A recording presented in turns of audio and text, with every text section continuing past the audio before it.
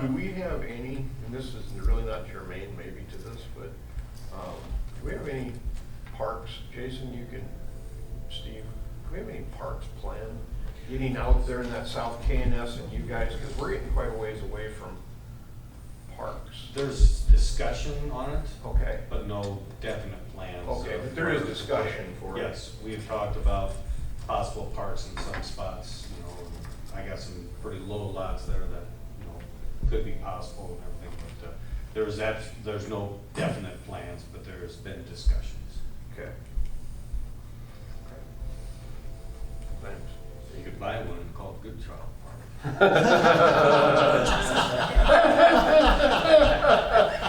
I think Clark Park.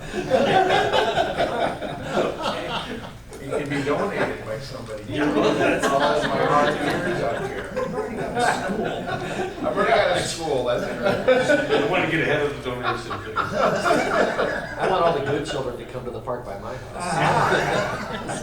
One good child goes. Good child. What resolution number are we on? 22, 28, right? No, 27. 27, 28. Okay.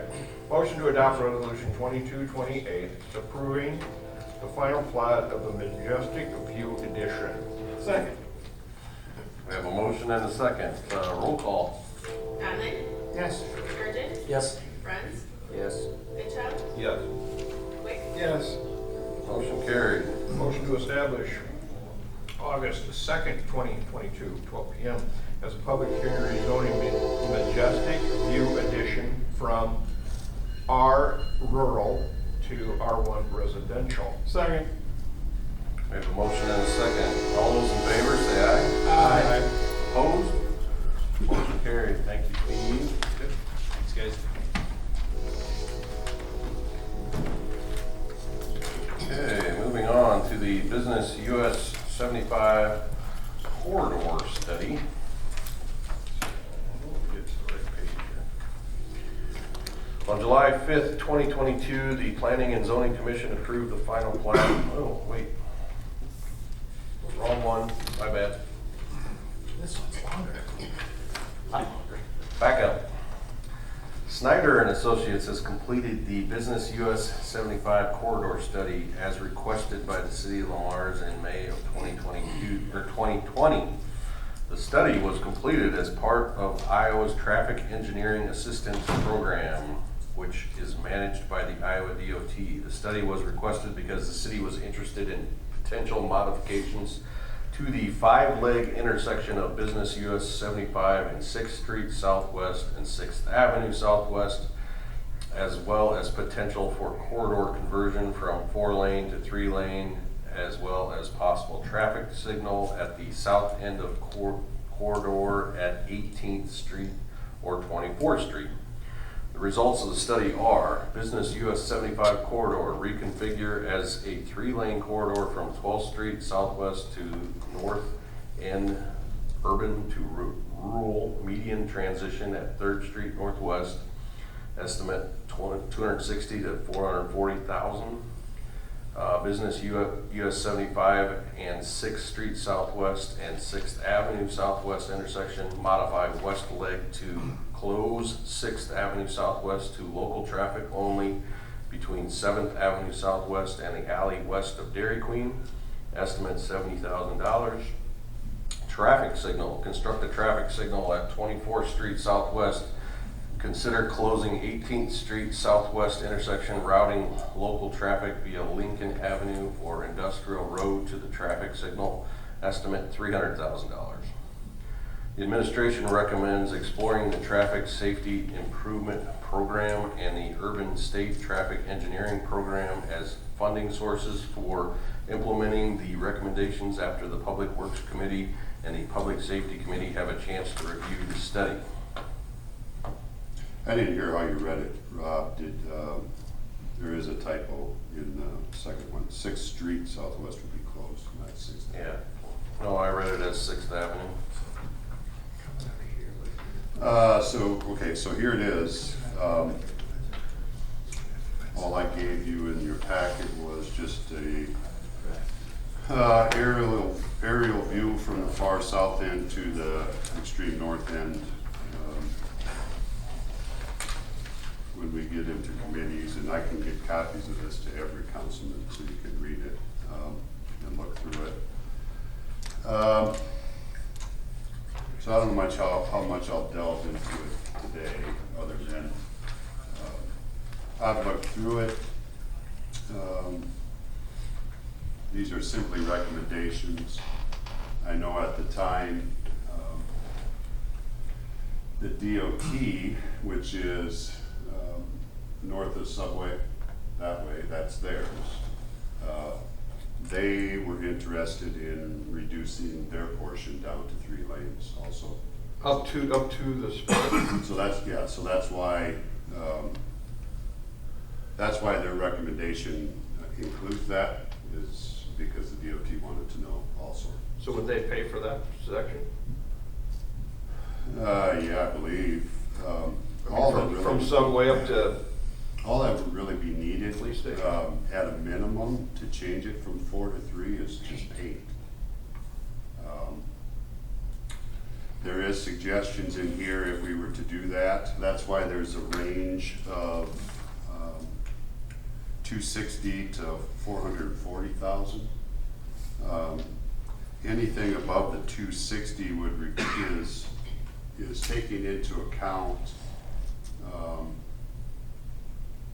how traffic would have to, they're recommending we may have to do some additional work on a couple intersections. So that's why it could get up to 440. But, so I'll make copies so you can all get this, but We're just acknowledging receipt of this Yeah. study is all we're here to do. So it isn't a time to question What the the hell 4 are lane they to thinking? 3 lane, because I'm not understanding what. Well, we you do could. with that.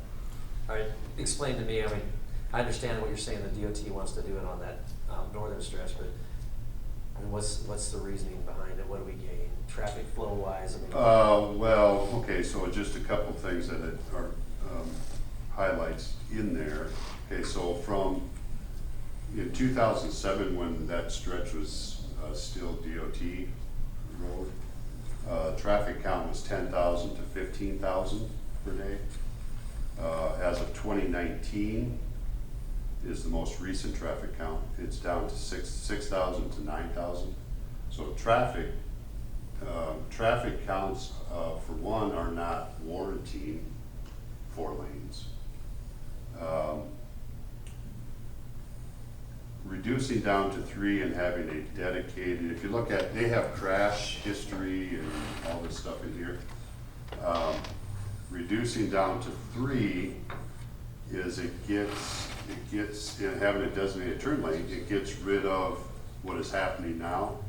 If I'm in one of the through lanes and I want to turn left to cross traffic, it's not the safest, because a lot of these accidents are rear ends, so people don't pay attention.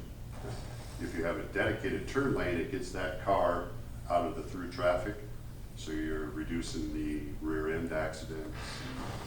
Trying to turn across 2 lanes, and they have examples of if a car is in the inside lane, and it happens at Plymouth Street, even with the stoplight. If you want to turn left, you got to pay attention to two lanes, and sometimes there's a car back there that is blocked by another car, so you may think you're ready to go. It happens, Dave, at Dairy Queen also, that corner. You've got 2 lanes to pay attention to. So it should reduce accidents. I just think about the times that I get behind someone that's going really slow, and I like to get around. And I like the turn signal by the quick start, I mean, the turn arrow. I mean, if there's traffic turning, I mean, a turn arrow is a good way to solve those intersections, but I don't know, that's just my opinion. It's too bad Steve left, he would have been right with you. I'm not sure I like it. That's just, These are going back to committee though, right? Yeah. Yeah. another part of it too is, we've talked for a long time about eliminating the Dairy Queen Godfather Street. I like that. Okay, No, if Dairy Queen would like it. Might not. That was part of my question, is Dairy Queen and Godfather's ever been asked about that? Their opinions on it? I think it will be. Sure. And that's about the ugliest intersection in Lawrence. I mean, Yeah, it's, truthfully speaking, it's not a great intersection. and then do these estimates, and I know we're not even close to that, but are these estimates, changing stoplights too? Because every one of these stoplights would now have to be reconfigured. And I'm talking because a lot of them are four-place stoplights, 2 and 2, and they go down, so. Yeah. Dairy Queen, Yeah. because it's- Is that part of it? Is it? Yeah, whether or not they have to be, that I don't know, Clark. I mean, I'm just curious. Whether or not we can still use the existing arms and all that stuff. Right. If for sure, it'd have to be reprogrammed. Sure. Well, yeah, I mean, they would, I just, there's a cost on a motion. Or remove a head off of them. Well, there were several places where they say consider driveway closure with these proposed changes, and I assume that some of those businesses aren't gonna want to do that either. See a lot of trucks using that road going to Norham too. Oh, cutting through there, yeah. Oh, that's a good point. And the other thing is with the railroad running basically from,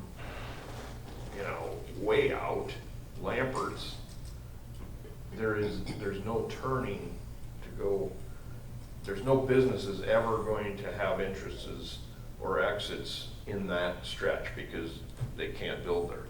It's always be a railroad track, so, I don't know. I don't know. I know I flow through Sioux Center pretty smoothly, and I think that's largely 3-lane. But I think it's worth looking into. Motion acknowledging the business US 75 corridor study prepared by Schneider and Associates. Second. I have a motion and a second. All those in favor? Aye. Opposed? Motion carried.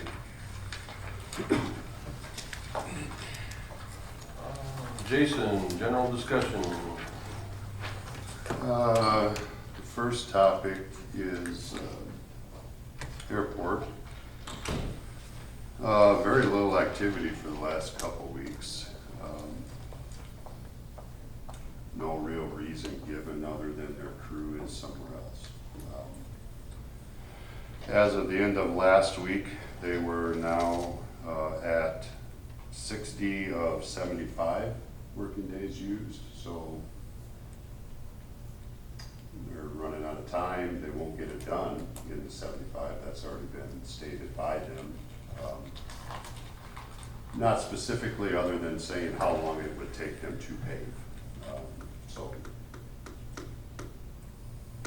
still a wait and see. I'm supposed to have a phone call update today at some point to get some more specifics on when they'll be here. So our airport is not functional. And it won't be functional till these Only guys for are done. helicopters, not planes. Right.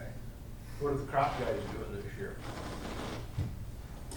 I mean, that's where this whole questioning of the concrete was. Are we being jockeyed around? No, there appears to be no issue with concrete.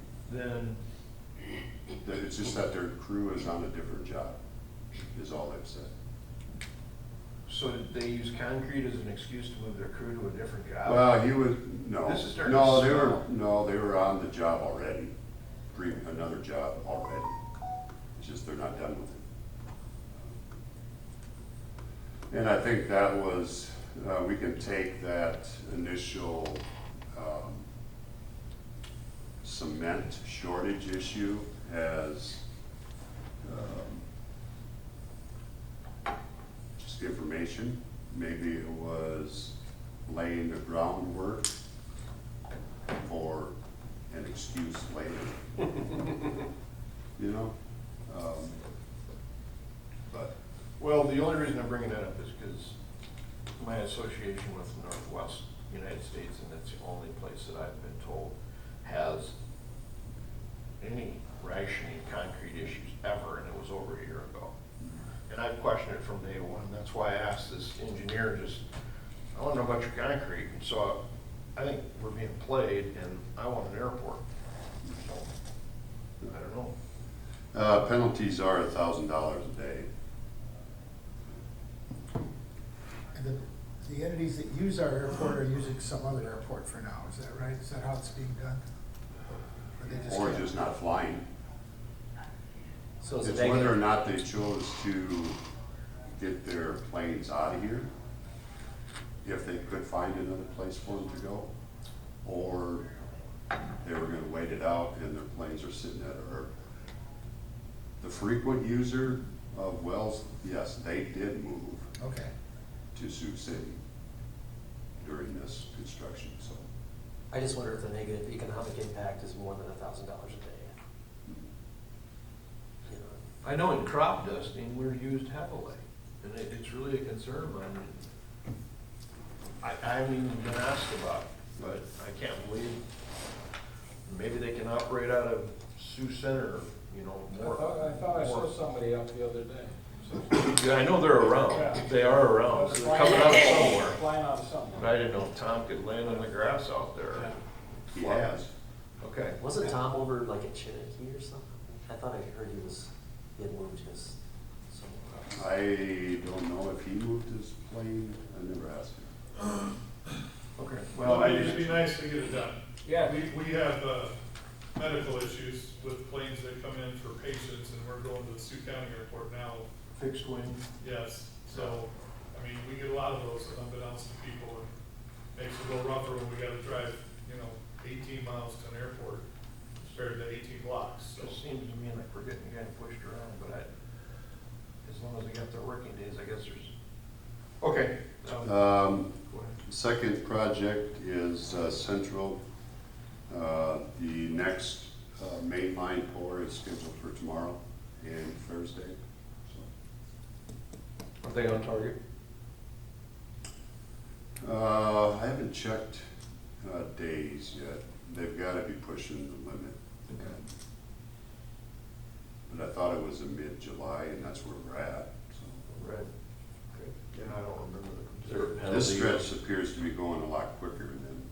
There's a bonus for getting done early. I didn't know if is there a penalty on the days, Jason, on that one? Yes, there's an incentive, but and there's also a penalty. Is there, okay, is there? What it is, I Can't remember. And the last thing I want to let you know about, because I don't know how much discussion there has been, the YMCA Annex Building, if you guys know what I'm talking about, so it would be Yes. a smaller building just west of the main. It's the old industrial arts for Westmark. Yeah, I'm having Terracon is going to be doing some asbestos sampling just to see if there is asbestos in it, in anticipation of tearing it down. Ever since YMCA used to have random classes in there. Lately, it's underutilized. The YMCA has no need for it anymore. They are renting it out, though. For what purpose, storage? Dan Gray's been using it for the youth Golf training. simulator in there. So during the winter, I mean, he doesn't use it at all. So it needs a new roof. I mean, it's, windows aren't the greatest, so. If there's no need for it, really, no need on our part, no need from the YMCA, it's no use in putting money in it to keep it standing, so. And I think the initial intent from years ago, as we did the planning for the renovation that was done up there, the intent was always to tear it down. So it's just past due. So I think the sampling will be in the $700 to $800 range, but from that we'll be able to tell if we need to do asbestos removal.